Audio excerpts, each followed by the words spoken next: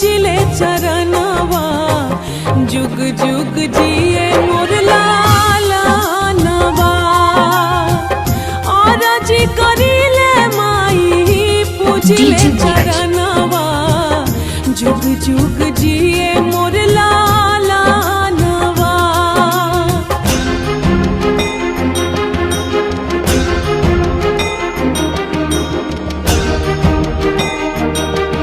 DJ Viraj रखी है